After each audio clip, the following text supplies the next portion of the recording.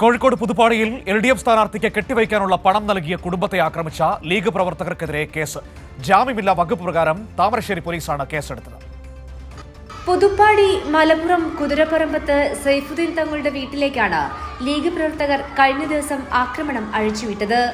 സംഭവത്തിലാണ് 9 പേർക്കെതിരെ ജാമ്യമില്ലാ വകുപ്പ് പ്രകാരം കേസെടുത്തത്. ലീഗ് പ്രവർത്തകരായ കോയ ഷംനാസ്, അജ്മൽ, അനസ്, സിനാൻ, അബ്ദുറഹ്മാൻ എന്നിവർക്കും കണ്ടാലറിയാവുന്ന 5 പേർക്കെതിരെയുമാണ് കേസ്. പുതുപ്പാടി പഞ്ചായത്തിലേക്ക് മത്സരിച്ച അബ്ദുൽ ജലീൽ കോയ തങ്ങൾക്ക് കെട്ടിവെക്കാനുള്ള പണം നൽകിയത് സൈഫുദ്ദീൻ തങ്ങളായിരുന്നു. അതിന് പിന്നാലെ ലീഗ് പ്രവർത്തകർ വീട്ടിലേക്ക് ആഹ്ലാദ പ്രകടനം നടത്തുകയും വീട്ടിനുള്ളിലേക്ക് സ്ഫോടക വസ്തു എറിയുകയുമായിരുന്നു. ഇത് ചോദ്യം ചെയ്ത സൈഫുദ്ദീൻ തങ്ങളെ മർദ്ദിക്കുകയും ജ്യേഷ്ഠനായ ഷർഫുദ്ദീനെ ഇരുമ്പുവടി ഉപയോഗിച്ച് അടിക്കുകയുമായിരുന്നു. പിടിച്ചുമാറ്റാനെത്തിയ സഹോദരിയെയും മക്കളെയും ഇരുമ്പുവടി കൊണ്ട് മർദ്ദിച്ചിട്ടുമുണ്ട്.